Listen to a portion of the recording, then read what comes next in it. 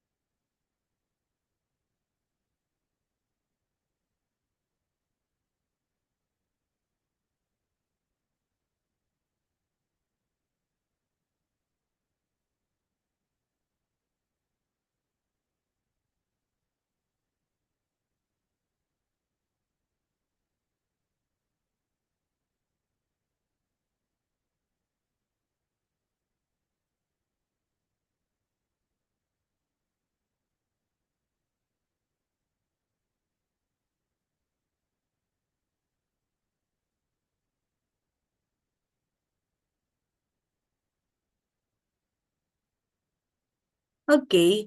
Now, what you're seeing on screen is the main, one of the subtopics. It says 8%, right? So that's the weight of this specific subtopic. There are 16 items. Can you see? And then these 16 items, they're distributed in different levels of the Bloom's taxonomy. We have one item for understanding level, and then 1, 10, 2, 2. So this is until the evaluating level. I hope you're following. Okay, so we already provided you in advance the table of specifications, and I hope you inspected them before you came over here on Zoom. But that's the distribution. So if you try to compute that, so it's equivalent to 16 items under number 3. So if you move on, okay, so let me just give you a background of alternative spatial strategies and urban forms in land use planning. So what do you know? Because I'm not yet providing a dedicated lecture on this. Let me just explain the methodology. But we need to understand, while I discuss this, we need to understand what are these spatial strategies and urban forms in land use planning. They encompass diverse approaches to organizing land use within a geographic area. And these strategies aim to balance the different goals. What are these? We have the social, economic, and environmental goals, among others, while promoting sustainable development. So, how about urban forms? What are these? Urban forms would include compact cities. We have also linear cities. So, if you've already gone to your different urban forms or city forms, I'm sure you have encountered all these concepts. We also have edge cities, and then these are urban forms that address issues like population growth. It could also address land scarcity and transportation challenges. So but there are key components of spatial strategies. If you are familiar with, so let's talk about the general terms, the general components. Like number one, we could talk about compact development. So I would be discussing this after the TOS, I would be discussing this in succeeding days because we have 6 months anyway to do this. So compact development encourages higher density and mixed land use to minimize urban sprawl and promote efficient infrastructure. So that's the goal why there are some cities, especially the fast growing cities or the fast urbanizing cities on going forward or utilizing compact development as their primary strategy. Then, because of their form, there are also municipalities who are utilizing linear development as their strategy. And, you know, linear development is aligned with, it focuses on transportation corridors and clustering activities along major routes. So we also, if you have heard also about satellite development, and satellite development, it establishes smaller, self-sufficient urban centers around a primary city. So there are also concepts such as urban-rural continuum. This concept integrates, it deals about the integration of urban and rural planning to ensure resource optimization and reduce disparities. So what is the relevance of alternative strategies that you're seeing here on number 3? Adapting suitable spatial strategies can mitigate congestion. It can also enhance environmental protection and ensure equitable access to resources. So, decision making is influenced by local conditions such as population density, land availability, and economic objectives, and more. Okay, so we can now go to 3.1. So this is just a framework that I'm talking about. But normally, in previous days, I provide multiple choice questions each time I move to one subtopic to another. But tonight, let me just continue discussing up to 3.4 because we are still currently formulating and formulate new questions surrounding or aligned with these items. So if you have 16 items, we also provide 16 items, ganun. So like providing example for each component. So for 3.1, Jen, so I hope you are already in 3.1. So let me check that.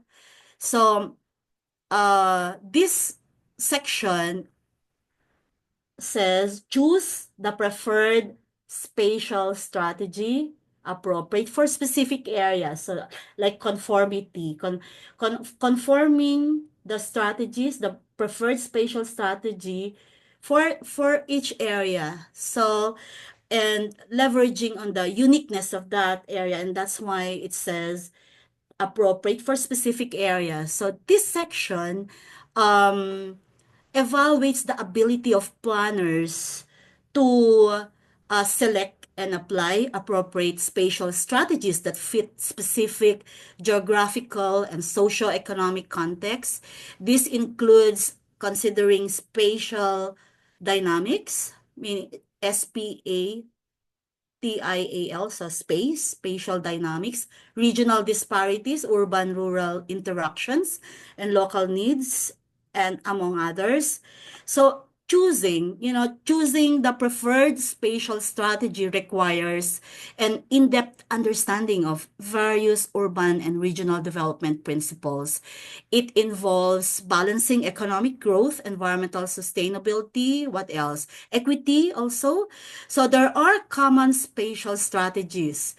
I hope you've already browsed your notes because all examinees have master's degree or diploma at least, 'di ba? So before you can take the exam or higher. So more or less, uh, my presumption is your professors in the different subjects under your master's degree our master's program have already dealt with these spatial strategies. But I would still like to remind, probably like a reminder, but of course there would be dedicated. So I repeat this over and over again that there would be dedicated lectures for each of these items. And you can see 3.1, it consists of 3.5% as weight, seven seven items. But these seven items is in the third column of the among the six columns on the Bloom's taxonomy, means that there are blank spaces there, meaning there are no questions on remembering level. There are no questions also about 3.1 on the understanding level. So it means the third column there is seven items on 3.1, all concentrated. What that means is all questions are concentrated at applying level, application. Okay? So, application. And so we need to know, you know, it needs to be, it's not just a what question or, uh, but it's mostly how, why, okay, questions. So, among those common spatial strategy include polycentric. So, what is polycentric? By the word itself, it promotes the growth of multiple urban centers within a region, reducing congestion in major cities and distributing economic opportunities. So, that's polycentric. Just a bird's eye view so that we can understand as we go up through to 3.4. Then there's compact city model. It focuses on high density development with mixed use zoning to minimize land use, also enhance mobility and reduce environmental impact. Then I think I mentioned about the continuum of urban rural. So we also have a spatial strategy which we call the urban rural integration, where we connect urban and rural areas to ensure balanced development and prevent rural decline. Then, if you've heard about the TOD, the transit-oriented development, where uh, this strategy includes aligning housing, business, and recreational activities along major transit corridors to optimize land use. Then, there are also spatial strategies which we call industrial clustering, where group related industries. It groups related industries in specific locations, like says, like those economic zone or clustering concepts that we have around in Philippines. So this is industrial clustering, where um, it groups related industries in specific locations to boost productivity, innovation, and infrastructure efficiency. Then there are also those not necessarily in Philippines, because examination is not just, Philippine planning, but it's the global concepts. Okay, and we have environmental preservation zones also, where it identifies areas for strict environmental protection, like if it's a watershed or any other similar, you know, environmentally critical areas, environmentally sensitive areas, whereby biodiversity and ecosystem services should be maintained. So now, I would like to go to 3.2. So that is, okay, let me read that. Determine the developmental limits and constraints based on ecological and physical carrying capacity. So as we move along, it becomes more specific. So if you haven't came across all these concepts and you haven't reviewed, so how would you be able to answer those questions under 3.2, isn't it? So development limits, that's one of those concepts. So let's do that one by one. Determine the developmental limits. These refer to the maximum extent to which land resources can sustain human activities without causing irreversible ecological damage. While constraints there, because it says developmental limits and constraints refers to or refer to factors such as topography. It refers also to water availability, soil quality, and biodiversity that limit developmental or development potential. Then it also included physical carrying capacity. Carrying capacity is a measure of the maximum population size or activity level that an area can support sustainably. So these are the keywords or the concepts that we need to understand in 3.2. It says 2, 2% for items is spread toward. So you're not seeing understanding. So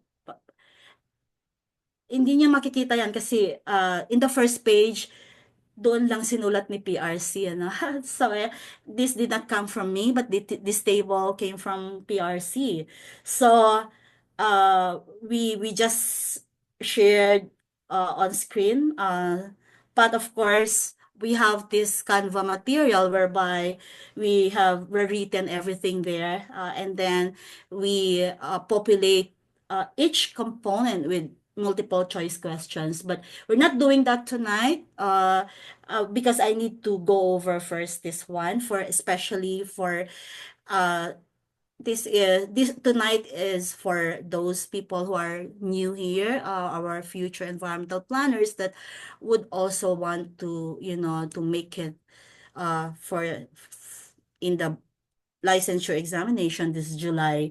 So 3-1 nakalagay 3-1 meaning so they left blank the okay, they left blank the remembering and then understanding. So it means applying. So application questions, 3 items. And then they left blank analyzing. So there's 1 item under evaluating or evaluation question. So 3 application and 1 evaluation question to make making up 4 items, 2% for 3.2. So I already mentioned about, I already defined the key concepts in 3.2. So before I leave that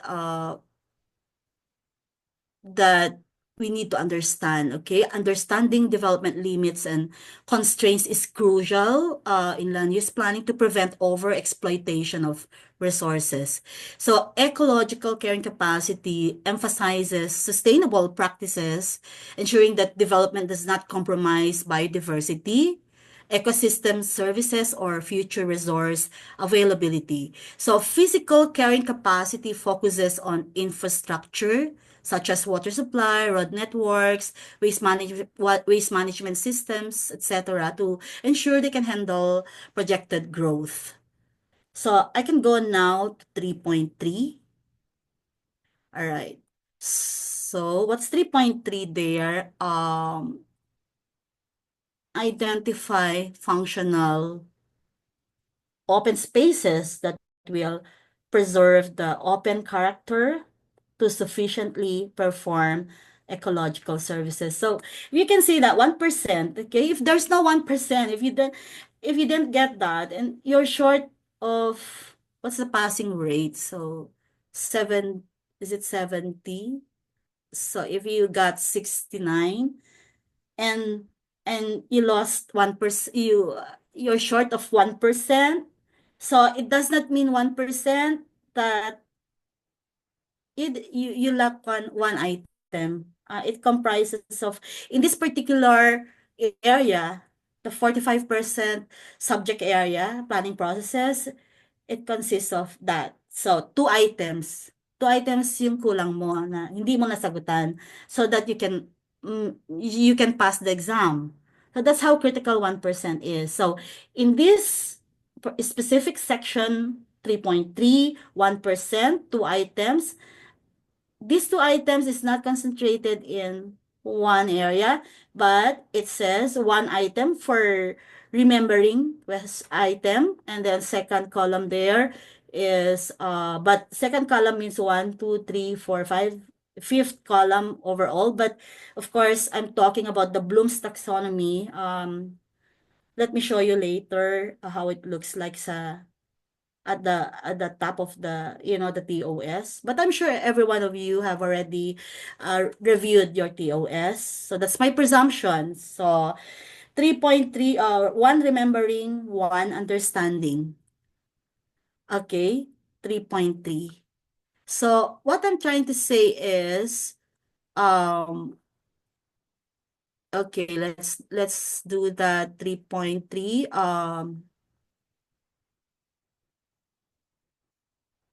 Okay. What's the role? So I'm just reading it. The role. What's the role of there are only two items. But of course, if you're seeing one remembering, one understanding, I normally give more difficult question than that because we cannot really rely on this. They might give harder questions, which means beyond that, like the succeeding columns, like applying, analyzing, and then evaluating and creating. But what's the role of functional open spaces in urban planning? Functional open spaces are essential components of sustainable urban development. So that's one thing certain about this item. And because they provide ecological services such as air and water filtration, climate regulation, habitat preservation, and more. Additionally, they offer also aesthetic, recreational, and psychological benefits. I'm just trying to remember this Japanese, strategy about forest bathing, like forest bathing, literally forest bathing. I think it falls under this one, psychological benefits. So because there was this memorandum of understanding or memorandum of agreement between Philippines and Japan in terms of this concept, in terms of this strategy, whereby Japan provided capacity building for environmental planners on this particular topic, which is forest bathing. And I think it falls under psychological benefits to urban residents. So urban planners must ensure that these spaces are strategically located and preserved to maintain their ecological functions. And that's why they they made sure PRC or the PRB of environmental planning included it under 3.3. So what are the key characteristics of functional open spaces? It mentioned ecological services. So open spaces like parks, green belts, wetlands, they all contribute to reducing urban heat island effects. Also, improving air quality and managing storm water. And how about urban balance there? I make sure that I explain all these concepts in each item. It says urban balance. Um, because functional open space, the role of functional open space in urban planning, I mentioned that the being essential, components, and so um, they ensure a balanced environment within urban settlements, preventing overdevelopment and promoting biodiversity. So, functional open spaces must be preserved to sustain their character. Once encroached upon or developed, the ecological services they provide are often permanently lost. So, open spaces can also function as hubs for social and recreational activities, enhancing community well-being and engagement. So, um, having said all this, I hope that when I provide multiple choice questions on this, you will remember them before we can, we would go to the next stage of the review, which is the dedicated lecture on this specific concepts. So anyway, so I'll skip first about the MCQs so I can proceed with 3.3. Okay. So identify 3.3 says identify functional. Oh, sorry. 3.4. Okay. I'm 3.4 already. Recommend areas to serve as protection buffers around danger areas. So 1.5%, three items. So two one. So two there is analyzing or analysis question, and then one there is evaluating level or evaluation question. So quite difficult. So that comprise three items there under 3.4. So um so I'm thinking about which question should be, should fall under 3.3, like probably which of the following is a primary ecological service provided by functional open space, but that should be very difficult to answer when you don't have any idea on the following components. So let me just think about 3.3 here.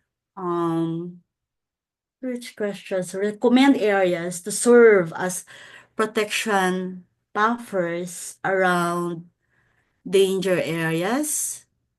So, mm-hmm.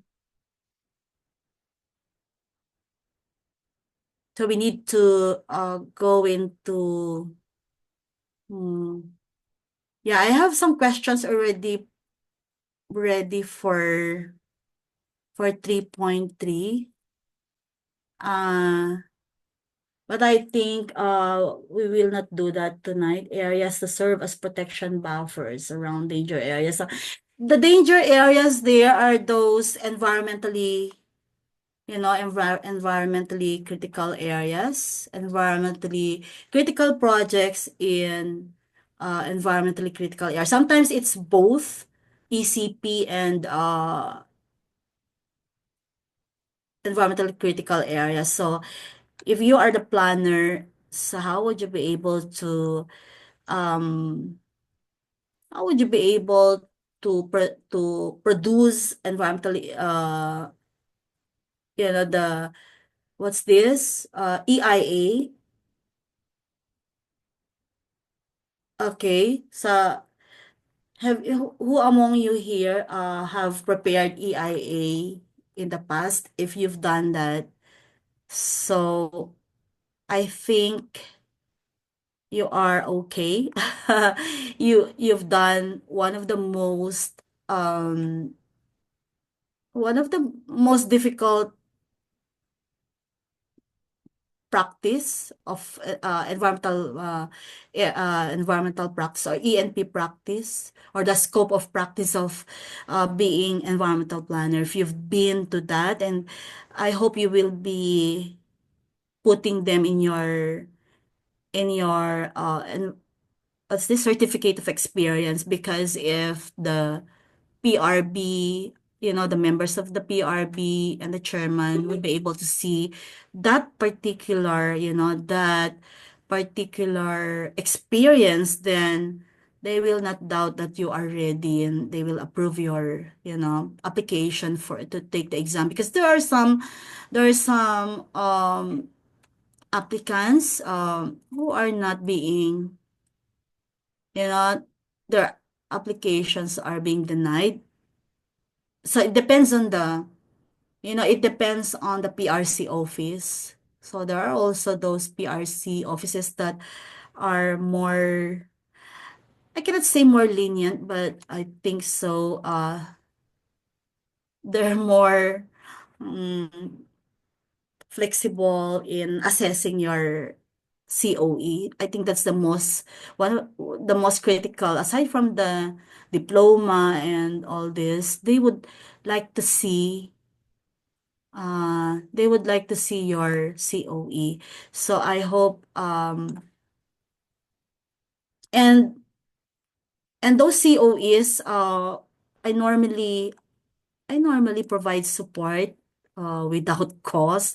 I mean, I can just assess that and uh, would be happy to, enhance your COE. So I hope that um, you already know this methodology and for tomorrow.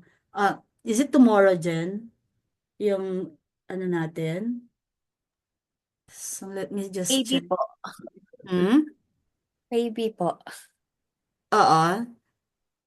So just a moment ha, just a moment. Yeah, let me just look in my Canva if I can provide some examples already. So let me check. I think naubos na yung questions ko, ano, Jen? I think so. Nalagay na po lahat. Nailagay ko na lahat yung 100 plus. I've done that for the old registrants here. Kasi nauna na sila, no? But of course, you can talk to Jen for okay. Just a moment, titignan natin so that they can also see Jen, makita din nila yung iba. Yes po. So just let me just look for so that I can so maybe if you can, okay, just a moment. This way, could be difficult for me to look into the Canva. Kasi diretso kami sa, ah, mhm,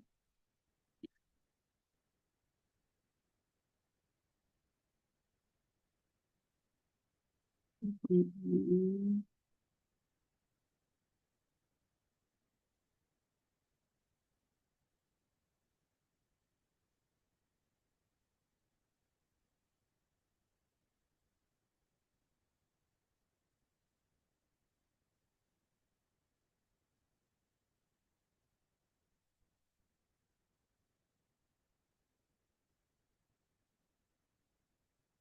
Saglit na lang. Okay. So,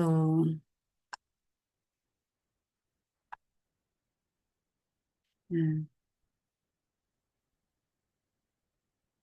Jen, do you mind, siguro tanggalin mo na yung so that I can also, Okay, ma'am. mm.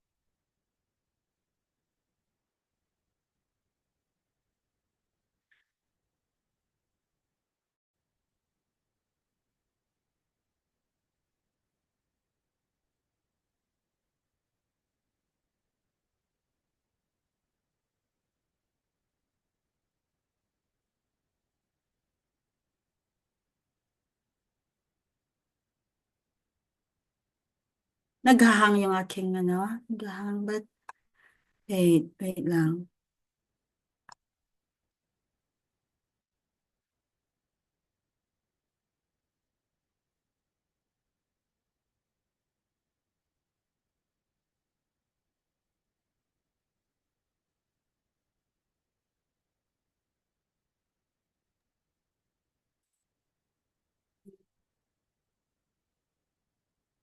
So by the way, that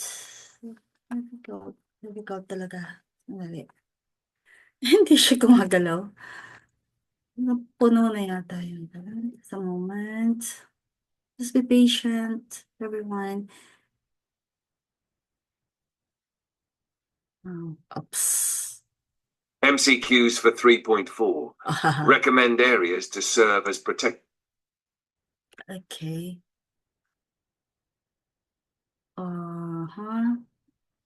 I cannot plan dyan. Okay, ito na. So I will, okay, share and then share. So copy of TOS. Okay. So this was, so everyone can see already na. So normally what we do is this one. We do it on a regular basis. But we already finished this. So each time, like for example, let's look at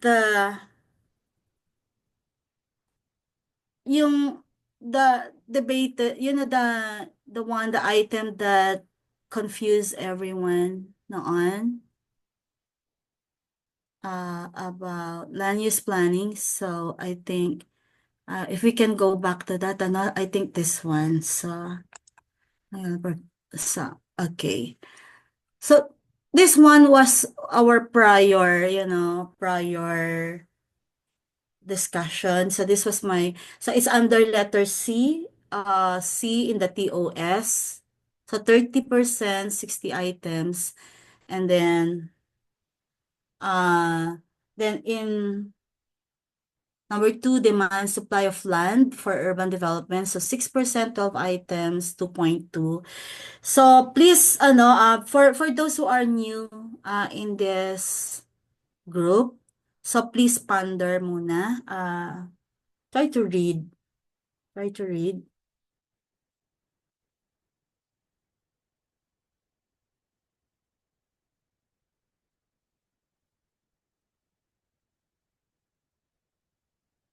So I hope,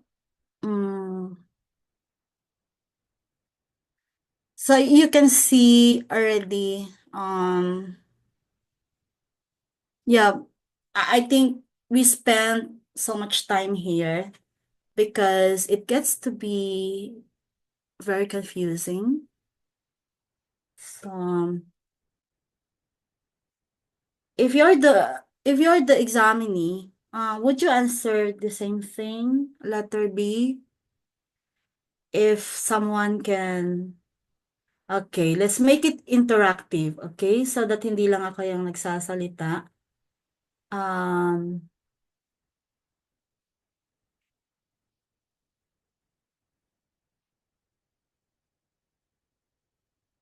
I think it was Mia Ann who questioned this last time. Is it, Jen? Ano, ma'am? Mami. Bali, nag-answer lang po ako, ma'am. Oo.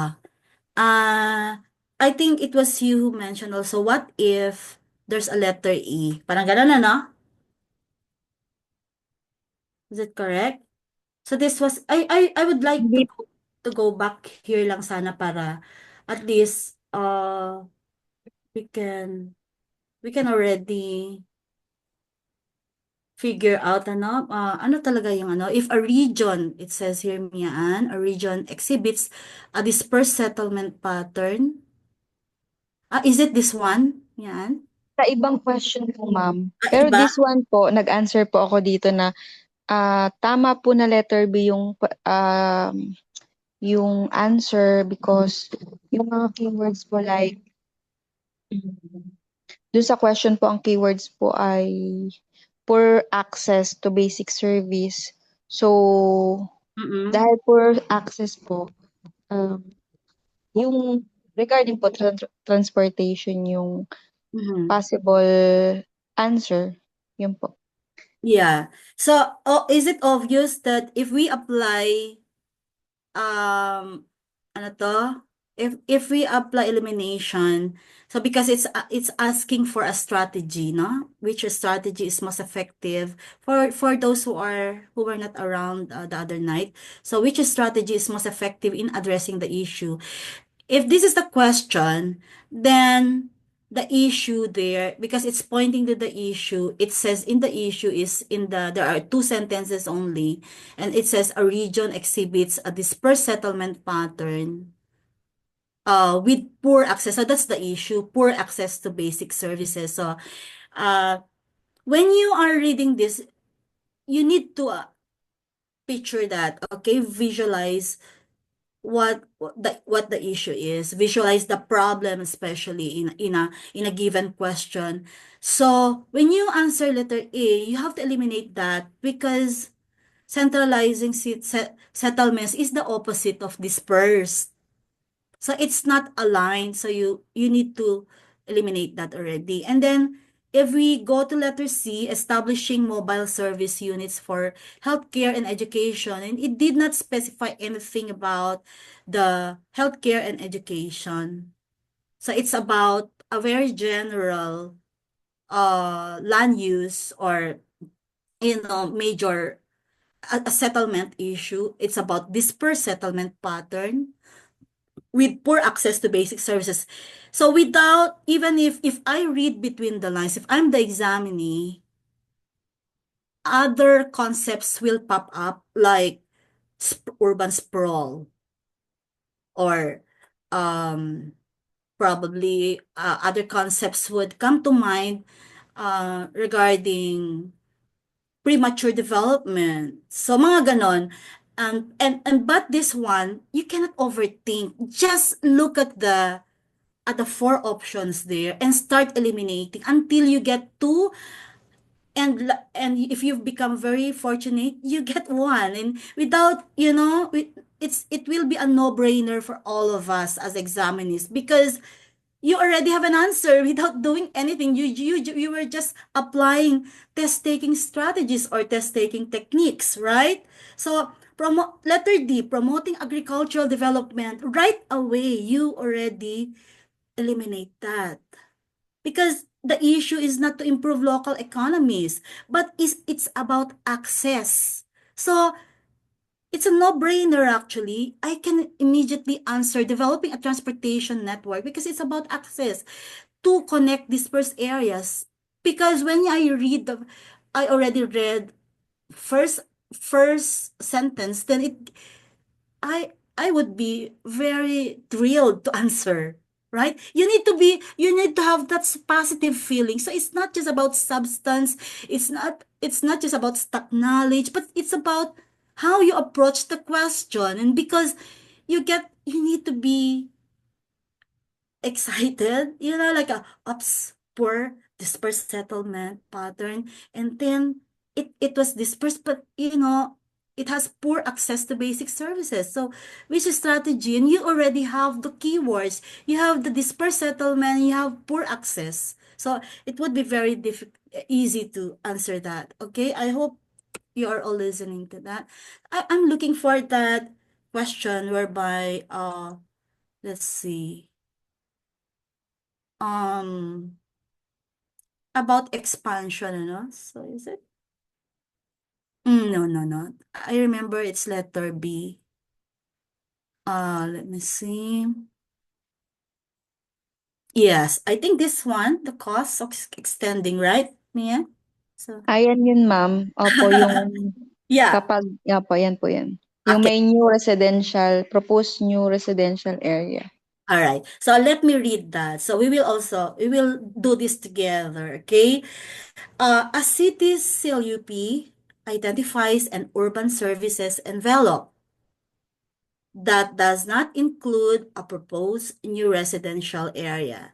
So it's something like you think about a district or something that it is an envelope. So it's how do you call that?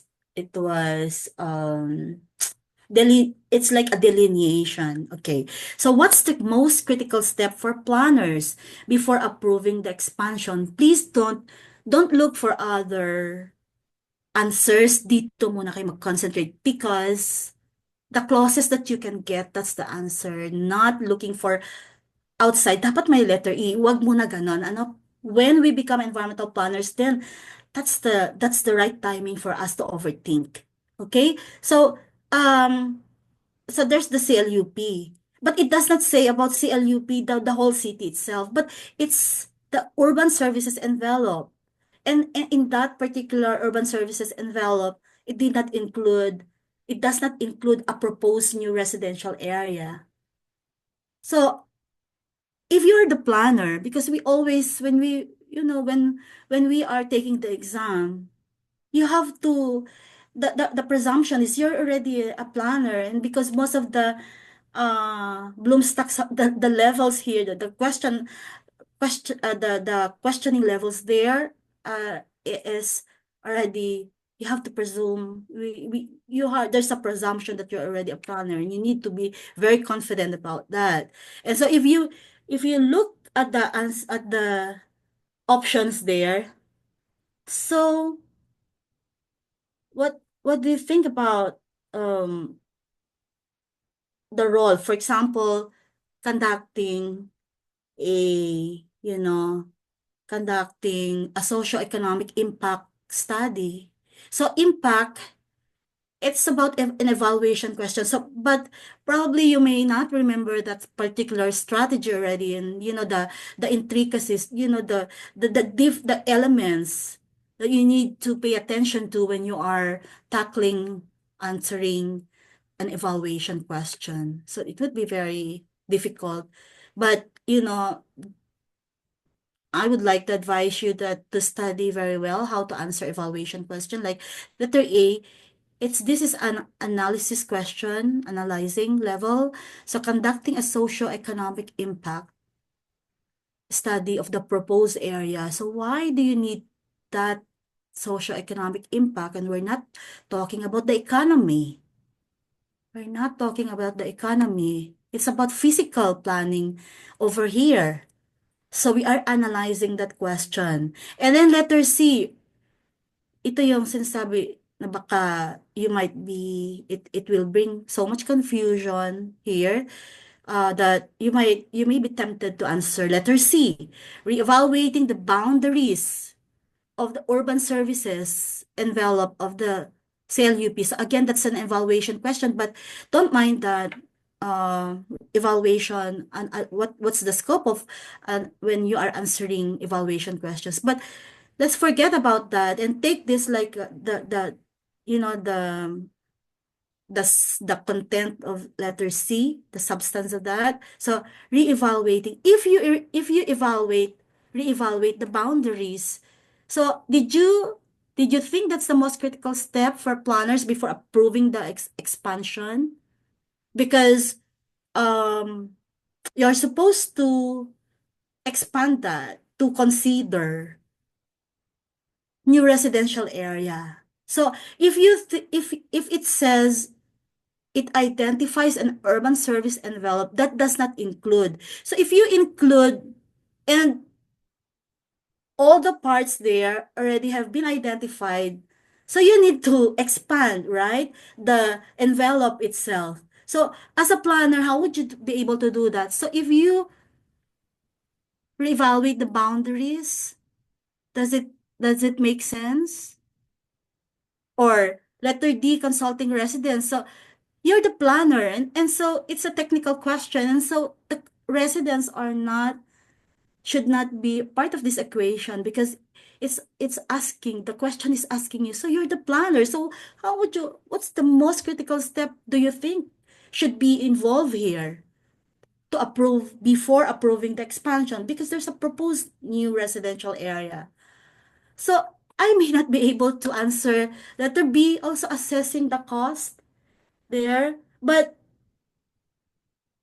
let's look at the argument, the reasoning and argument to be involved here for the correct answer, that it could be very difficult for you to answer assessing the cost of extending infrastructure to the new area, but a proposed residential area, outside the urban services envelope will necessitate extending infrastructure. So that should be the context, because what are these? You need to extend water, electricity, roads, because it's residential, isn't it? And waste management also. So when you have that, when you're confronted with that particular problem, then you need to assess, there should be assessment exercise or assessment task to be involved there. Assessing this cost is critical to determine if expansion is financially and operationally feasible. So without understanding the cost, making informed decisions about the expansion is impossible. So planners must ensure that infrastructure extension is sustainable and does not disproportionately burden municipal finances or the environment, because it's the LGU which will be heavily impacted for anything that, when there's sprawled, urban sprawl happening, it's the LGU, not the proponent, because it's not ready. So it means that you are leapfrogging, you are skipping, you are sprawling. So infrastructure, another strategic relevance in this particular question is that infrastructure is, we can say, it's the backbone of urban development, because if urban development, okay, if the cost of extending infrastructure is prohibitively high or unsustainable, so the expansion may not proceed regardless of alignment with the CLUP or the CLUP. And this makes cost assessment the logical first step in evaluating whether expansion is viable. And why this comes before re-evaluating CLUP boundaries? Because while re-evaluating the urban services envelope is important, that's option C, it should occur after determining if infrastructure can be feasibly extended. Otherwise, the CLUP boundaries may be adjusted unnecessarily, only to later discover that expansion is financially unfeasible. So you see, all there could be done, but it's asking about the most critical step for planners before approving the expansion. Nakalagay na nga ito, before approving the expansion. I hope you are already resolved with this question. And so for those who are new here, so this is how we do it. But tonight, normally I should be providing questions for, for all those items under spatial strategies. But we're still formulating. Could be very difficult to, providing or to be formulating questions. So even those things that I should also be preparing some slides, because this particular item, if you can, Jen, if you can bring that again, share that for 3 point something. Okay. If you notice, it cannot be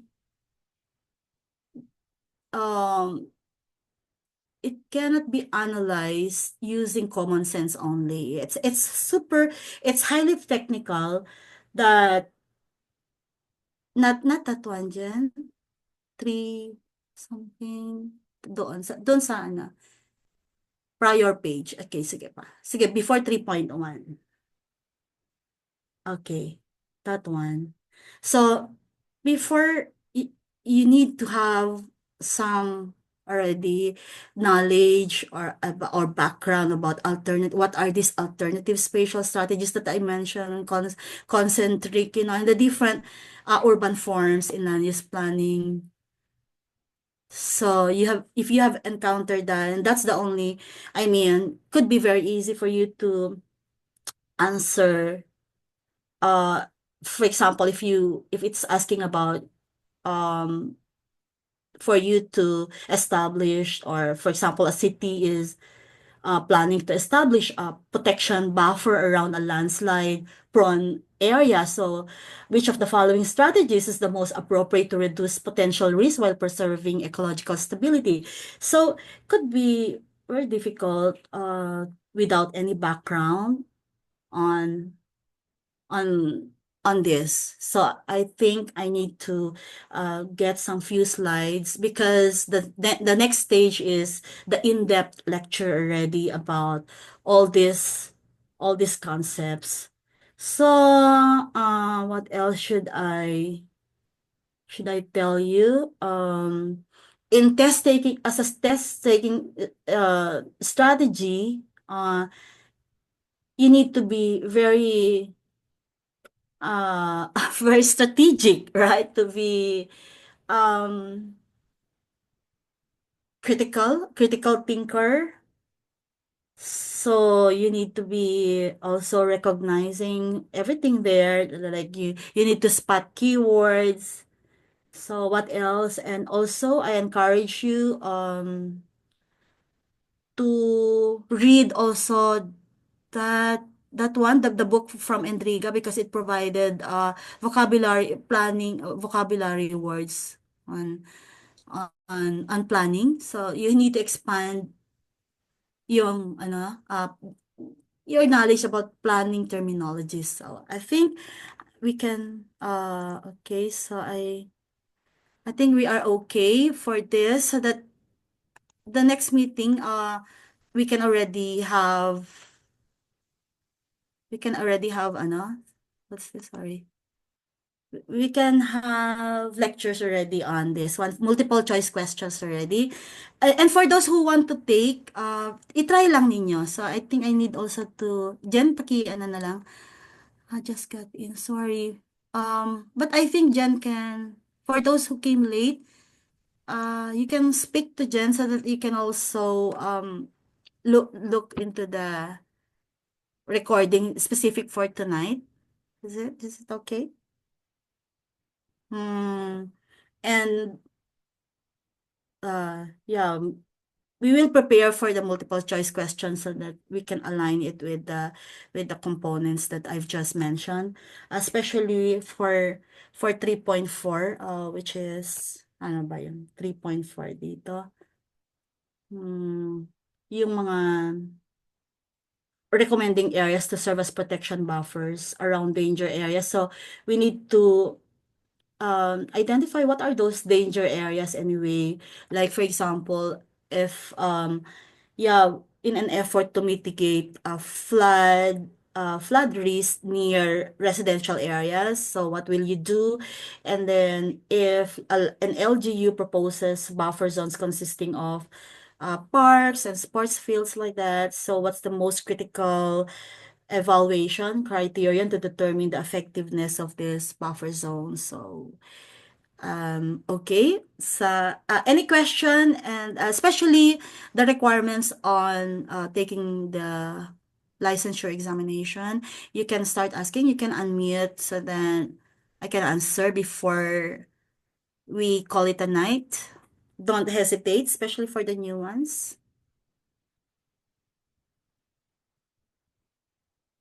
So we are inviting you again on the 16th ba yun, Jen? Because on the 15th, yeah, I will be on a short trip, just one day anyway. So, and then I will Tin be po tayo, ma'am. 16, ano, 16. Everyone is still invited anyway. We will do multiple choice questions. But Jen, ganito na lang gawin mo for those new in the group. If you can send the Google form and then they can submit it sa'yo, di ba? Like, they can answer. Okay ba? Yung I'll mahaba, send it to individually na lang, ma'am. individually? Okay, Yes individually. po. Hindi pwede sa GC kasi they have their own special GC naman. Pwede naman po, ma'am. Okay, okay. So that they have also opportunity. So, no one is talking. So, nakatulog na ba kayo? Or did you get the table? Naintindihan ba natin